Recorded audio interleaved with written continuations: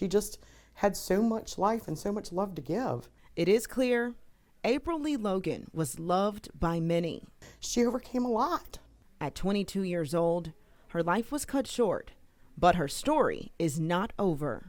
April's got a big story to tell, and I'm going to tell it. In August 2020, her ex-boyfriend, Matthew Coglio, shot and killed her in their Chesapeake Bay apartment.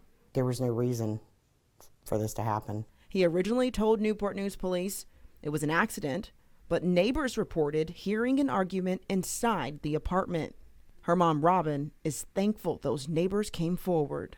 Because it all played into, negating his theory of she did it to herself. They weren't arguing. Everything was fine. Her mom says the young couple had a history of abuse. In 2018, April told police he attacked her, and the 2-year protective order expired less than a week before she died. A jury found Coglio guilty of second-degree murder.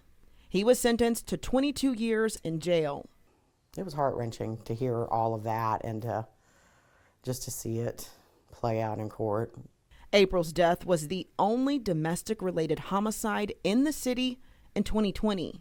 The years following, deadly domestic violence has gone up significantly. 7 in 2021 and 6 already in 2022. Talking about April really just brings up a lot of emotion. The Newport News Police Department Domestic Violence Unit was created just a few months before her death. April holds a very special place in our heart, and so I think about her very often when I'm talking with a victim of domestic violence. Cheryl Tavers is the NNPD specialist. She works every day to prevent domestic violence murders.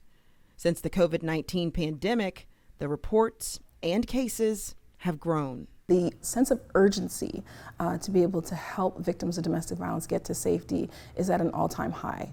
Chief Steve Drew created the unit and said there is a clear need. If you ask me, are we seeing less domestic violence calls today than we were a year and a half, 2 years ago? I would say no.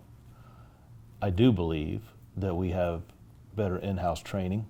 And Chavers works every day to make sure people know the red flags. She visits neighborhoods with high numbers of domestic calls. We're not yet where I want to be. And now Robin works to push people to leave toxic relationships.